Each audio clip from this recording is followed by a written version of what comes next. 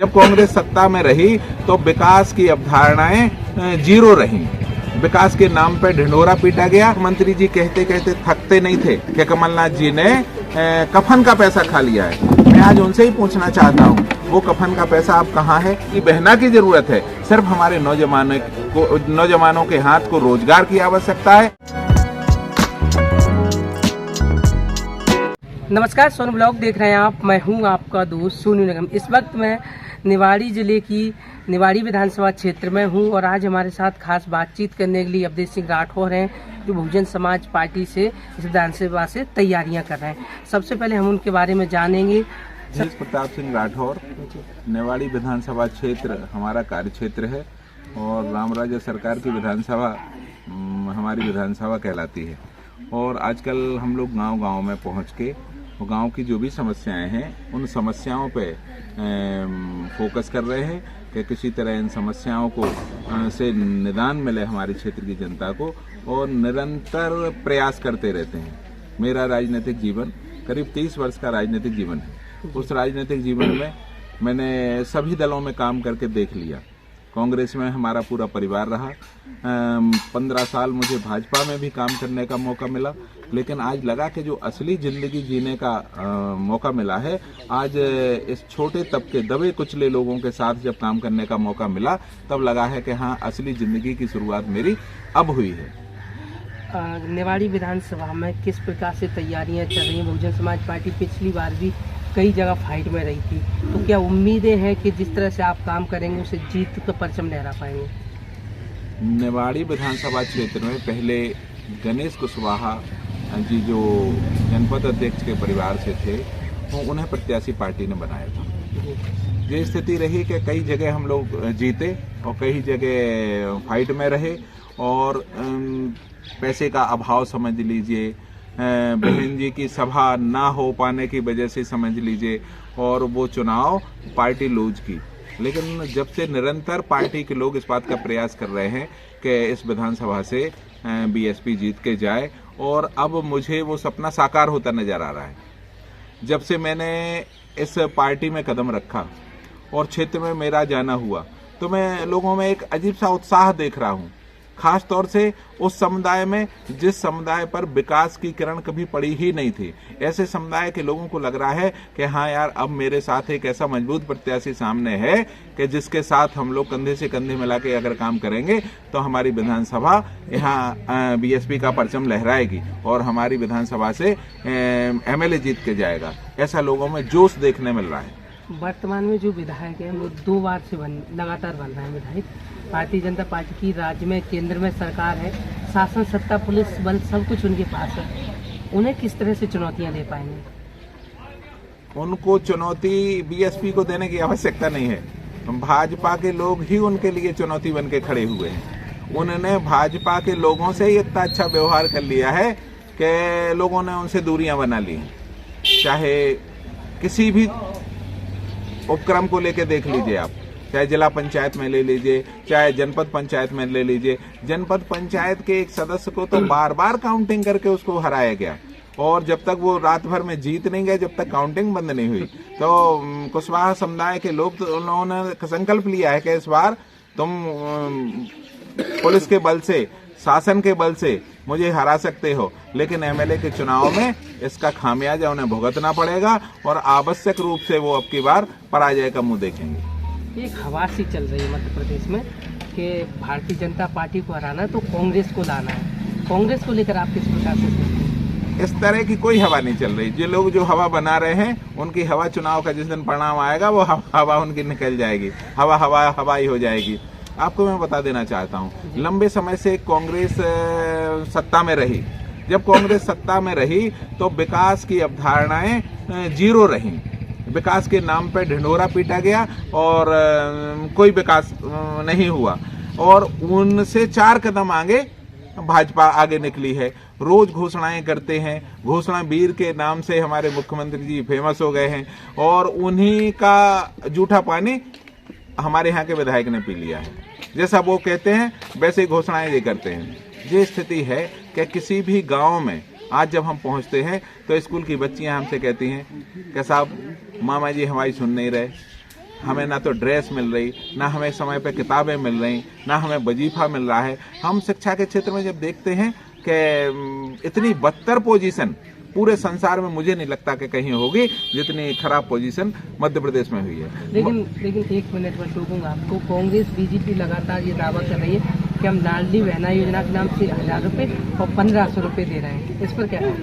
आपको याद करना होगा कि जब 15 महीने की सरकार कमलनाथ जी की बन गई थी तो मुख्यमंत्री जी कहते कहते थकते नहीं थे कि कमलनाथ जी ने कफन का पैसा खा लिया है। मैं आज उनसे ही पूछना चाहता हूं, वो कफन का पैसा आप कहाँ है? आप मध्य प्रदेश के मुख्यमंत्री हो गए हैं, लेकिन जो 5000 रुपए जो मिलते थे अंत्येष्टि कराने के लिए, उसमें एक पैसा उनको नहीं मिल रहा है। आज हमारे क्षेत्र में सर्पदंश की घटनाएं, जिन 2 घटनाओं में तो मैं स्वयं होके आया हूँ, सर्पदंश की घटनाएं हुई हैं और उनके अंतिम संस्कार के लिए 1 रुपए जब नहीं मिला है तो मुझे लगा है चाहे कांग्रेस हो चाहे बीजेपी हो, जब कफन के पैसे से वो जब अपना आलीशान जिंदगी जीने का प्रयास कर सकते हैं तो दोनों लोगों को जिस प्रयास में अगली बार सफलता मिलने वाली नहीं। क्या लगता है आपको जो 1500 रुपये और 1000 रुपये की योजनाएं चल रही हैं, इन योजनाओं की जगह क्या कौन सी योजना चलानी चाहिए जो आम जन का भला कर सके? लोगों को आत्मनिर्भर बनाने की दिशा में लोगों को सोचना होगा। ये भिक्षावृत्ति फैलाने का काम दोनों पार्टियां कर रही हैं। कोई कह रहा है मैं 1000 रुपए दूंगा, कोई कह रहा है मैं 1500 रुपए दूंगा, कोई कह रहा है कि मैं 3000 तक बढ़ा के ले। अरे साहब क्यों देना है? अगर लोगों को रोजगार मिल जाए, किसानों के खेतों तक नहर का पानी मिल जाए तो हमें कोई योजना देने की जरूरत नहीं है। हमारे यहाँ का किसान इतना परिश्रमी है कि वो 3-3 फसलें करके अपने बच्चों की शादियां कर लेगा, अपने बच्चियों को अच्छी से अच्छी शिक्षा दिला लेगा। ना उन्हें लाडली लक्ष्मी की जरूरत है और ना उन्हें लाडली बहना की जरूरत है। सिर्फ हमारे नौजवानों के हाथ को रोजगार की आवश्यकता है, उन्हें नौकरियों की आवश्यकता है। और जिस दिन हम ये सारी चीजें करा ले जाएंगे, हमारा प्रदेश आत्मनिर्भर हो जाएगा। उसे भिक्षावृत्ति की कोई, आज हम देख रहे हैं कि पूरे देश को 5 किलो गेहूं में और 5 किलो चावल में गिरवी रख लिया है। कोई योजना उनके सामने नहीं है, सिर्फ भिक्षावृत्ति फैलाने का जो काम कर रहे हैं वो भिक्षावृत्ति फैलाना बंद करें और लोगों के हाथ को काम दें, लोगों को रोजगार दें। जो पढ़े लिखे लोग हैं उनको नौकरियां दें। हजारों पद खाली पड़े हैं।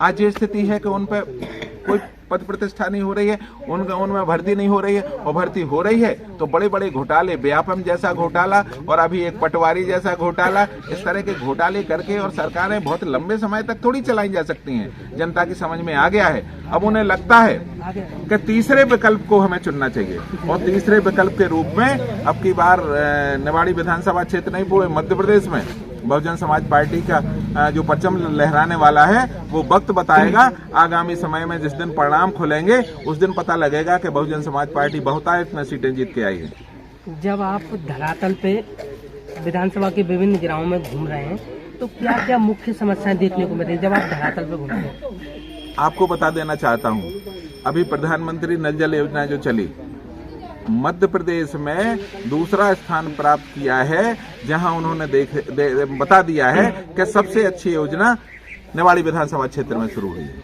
और सुचारू रूप से चल रही है। मैं बता देना चाहता हूं, किसी भी गांव में जो टेल के घर हैं, जो टेल तक पानी पहुंचाने की बात है, किसी भी गांव में टेल तक पानी नहीं पहुंच रहा है। आज किसी भी गांव में नल की टोंटी नहीं लगी हुई है, किसी भी गांव में स्टैंड पोस्ट नहीं बने हैं, और जो नालियां खोदी गई थी पाइप डालने के लिए, किसी भी नाली के मरम्मत का काम गुणवत्ता से नहीं हुआ है। इतना रद्दी काम हुआ है कि हमारे पुरुष वर्ग के, महिला वर्ग के लोग तो ठीक है, जो जानवर भी हैं वो भी ठीक ढंग से रास्ते में निकल नहीं पा रहे हैं। तो योजनाओं के नाम पे कितना घूसखोरी, कितनी घूसखोरी हुई है, इस बात का पता तो आपको गांव में जाके पता लग जाता है। जैसे जैसे चुनाव नजदीक आते जा रहे हैं, कई बाहरी जो बाहुबली हैं या धन्ना सेठ हैं वो लोग भी लगातार सक्रिय हो रहे हैं। कई होर्डिंग्स, बैनर आपने देखे होंगे, उनको लेकर आपकी क्या प्रतिक्रिया है? निवाड़ी विधानसभा उत्तर प्रदेश का सीमावर्ती जिला है। निवाड़ी विधानसभा खास तौर से वो जीत हासिल फर्जी वोटिंग करा के हुई थी और उसकी वजह से लोगों ने निरंतर यहाँ पे प्रयास करना शुरू कर दिया है कि हम यहाँ जाएंगे अगर तो हमें सफलता मिल जाएगी। उसी तारतम्य में एक दो लोग और उत्तर प्रदेश के जो अपने आप को कद्दावर नेता समझते हैं, बहुजन समाज पार्टी से एमएलए भी रह चुके हैं, वो इस बार यहाँ प्रयासरत हैं कि मुझे टिकट मिल जाए। ब्राह्मण समुदाय से आते हैं, लेकिन मैं उनको बता देना चाहता हूँ, हमारे यहाँ बुद्धिजीवी लोग हैं। जब भी कोई बाहर का आदमी आता है तो यहाँ के लोग उसको बाहर का रास्ता दिखाने के लिए तैयार खड़े रहते हैं। और उन्होंने जो इस विधानसभा क्षेत्र को गौचर समझ लिया है, अब वो ऐसा ना समझें। यहाँ पिछले बार बॉक्सी यादव चुनाव लड़े थे, जिनकी जमानत जब्त हुई थी, और आपसे निवेदन करूं कि ऐसे ही आगामी परिणाम भी ऐसे आएंगे कि अब की बार जो हारने वाले हैं, आगामी समय में फिर वो हिम्मत नहीं करेंगे कि निवाड़ी विधानसभा में मैं चुनाव लड़ने जाऊं। हाल ही में 2 बड़ी घटनाएं हुई। एक छतरपुर में हुई, जिस तरह से दलित दूल्हे को घोड़ी से उतारने का काम किया गया। एक पेशाब कांड की आपने घटना सुनी, किस तरह से आदिवासी पर एक शुक्ला समाज के व्यक्ति द्वारा पेशाब कर दिया जाता है। इन घटनाओं को किस तरह से देखते हैं आप मध्य प्रदेश की राजनीति में? इससे घृणित बात मध्य प्रदेश के परिदृश्य में कभी हुई नहीं है। इसको लेके पूरा मध्य प्रदेश ही नहीं, पूरा देश शर्मसार हुआ है। एक तरफ हम राष्ट्रपति की आगमन का स्वागत कर रहे हैं, दूसरी तरफ उनकी समाज के लोगों के ऊपर और कुछ ऐसे वर्ग के लोग पेशाब कर रहे हैं जिन्हें बहुत विद्वानों की सीमा में रखा जाता है, विद्वानों की श्रेणी में रखा जाता है। तो मैं कहना चाहता हूं, कानून व्यवस्था ध्वस्त है। अगर कानून व्यवस्था अच्छी होती तो लोग बाग इस तरह की घटनाएं कतई नहीं करते। और मैं बता देना चाहता हूं, बहन मायावती की उत्तर प्रदेश में सरकार थी और कानून व्यवस्था इतनी चुस्त दुरुस्त थी कि आपको मैं बता देना चाहता हूं, ना तो किसी के बुलडोजर से किसी का घर गिराना पड़ा था, ना किसी के ऊपर गोलियां चला के इनकाउंटर दिखाना पड़ा था। और लोग बाग कानून में रहना जानते थे। बड़े बड़े लोग अपनी अपनी बंदूकों को जो नाले निकाल के घूमते थे, उनने कह तो सीटों के नीचे रख ली थी या घर से लेके नहीं निकल पाते थे। इसको कहते हैं कानून व्यवस्था। हम जो चाहते हैं कि कानून का राज हो, जे जंगल राज समाप्त हो और एक बार मध्य प्रदेश में भी बहन मायावती की सरकार बने। और हम लोग निरंतर इस बात का प्रयास कर रहे हैं कि बुंदेलखंड में बहुत अच्छी सीटें जीत के और बहन मायावती यहाँ पे अपना परचम लहराएंगी।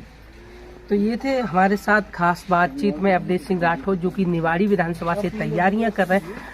साफ तौर पर कई सवाल जवाब हुए, इनको लेकर आप किस प्रकार से सोचते हैं? यदि बहुजन समाज पार्टी ने अपना आशीर्वाद देती है तो इनको लेकर आपकी क्या प्रतिक्रिया होगी, हमें कमेंट सेक्शन में जरूर बताइएगा। आप देख रहे थे सोनू ब्लॉग, मैं हूँ आपका दोस्त सोनू निगम। बहुत बहुत धन्यवाद, आभार।